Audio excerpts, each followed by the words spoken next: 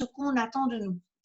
Parce que là, c'est du texte et c'est un peu, ouh là là, qu'est-ce que je fais? Bon, donc il faut commencer par le prendre par un bout. C'est vraiment l'idée. Et là, moi, je conseille du coup de faire vraiment une arborescence, peut-être se faire un petit dessin sur un papier. Limite, moi, je vais le simuler avec une forme de base. Tout le monde voit mon écran quand même? Oui. Oui. Ok. Donc, une forme de base, ce serait de me dire, voilà, je me dis, voilà, tiens, je me pose une question et ma question, c'est, en fait, au fait, quelle question je dois me poser ici, quand vous regardez? Quelle question dois-je vraiment me poser? Regardez un petit peu le taux de remise, hein, donc pour la personne, est de 3% si le hors-taxe dépasse 10 000. Donc, quelle question je dois me poser pour savoir s'il doit avoir un taux de remise ou pas? Ça va sur Là, je ne pense pas qu'il y a un taux de remise dedans. Les Pardon? montants de la... Quelle est la bonne question à se poser ou à poser à Excel? Mais il faut d'abord connaître les montants. Enfin, Oui, mais on se base tous sur que c'est 14 650. Hein? 14 650, c'est le premier. Et on se dit, ben en fait, déjà, pour essayer de comprendre, moi, je vous conseille, quand vous démarrez un exercice, moi, je vous conseille de déjà vous focaliser sur le premier, qui est là, et de se dire, tiens, ben lui, est-ce que son hors-taxe, il dépasse 10 000? Parce que nous, on a tout de suite compris. Hein? Oui, il dépasse 10 000. Donc, est-ce qu'il a droit à sa remise de 3%? C'est ça que la question. Oui, mais donc, avec ce tableau, Kadia, si tu n'avais pas le tableur, tu donnerais combien à ce monsieur? 3%. Eh bien, je ne suis pas d'accord. Si vous lisez la deuxième ligne, il faut lui donner en fait combien? 5% parce que c'est un grossiste. Il y a deux Exactement. Il y a deux conditions. Hein. C'est est-ce que le brut hors taxe, donc ma première question, c'est est-ce que le brut hors taxe, j'essaie de le taper, mais je ne sais pas pourquoi il ne me fait pas ça.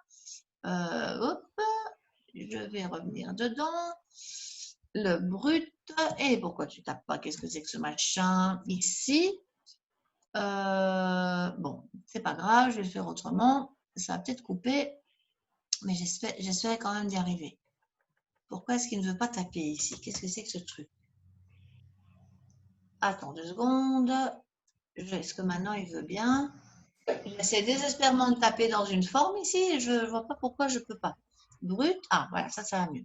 Brut, hors taxe, je me demande s'il est plus grand que combien? Ça, c'est une question. Hein.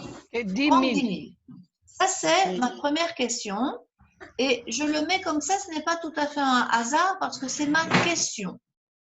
Et ma question, du coup, parce que je me pose une question, je vais mettre le point d'interrogation. Voilà. Ici, j'ai deux cas possibles. Oui ou non. Hein, c'est la logique. Hein, c'est vraiment, il faut juste se laisser guider par le oui ou non. Donc, premier cas possible, mets tout en bleu. Oui ou non? Oui. Oui. Ici, effectivement, je suis bien d'accord. Mais donc, je vais dessiner les deux parce que je dois traiter tous les cas.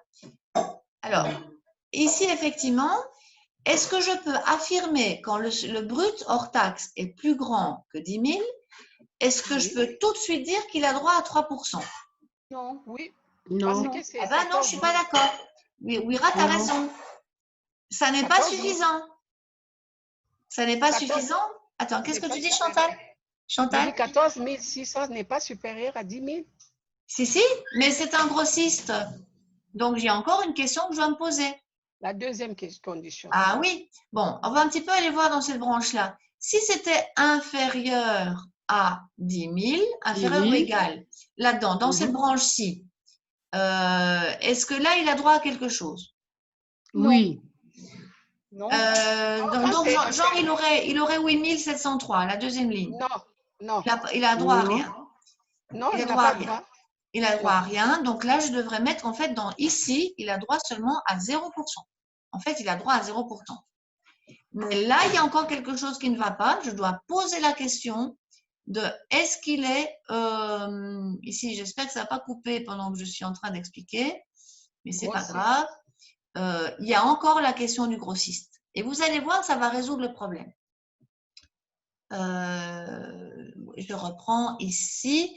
Je vais chercher la forme pour poser la question.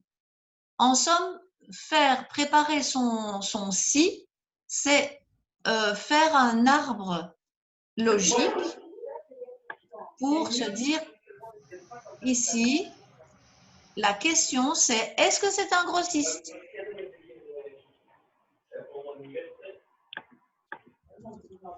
Est-ce que tout le monde comprend? Oui. Mais c'est écrit là, il est grossiste. Ah oui, oui, attends, c'est une question générale. Coupez Ouais, votre... ben là, il faut mettre si, il est si grossiste. Hein. Voilà.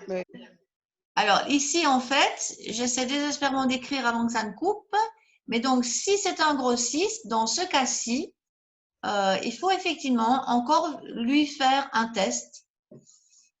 Voilà, qui est qu'en fait, on veut savoir si il est grossiste ou pas. Et donc là, effectivement, mes deux flèches, la logique, c'est, j'espère que j'aurai encore la place, mais il va peut-être le montrer.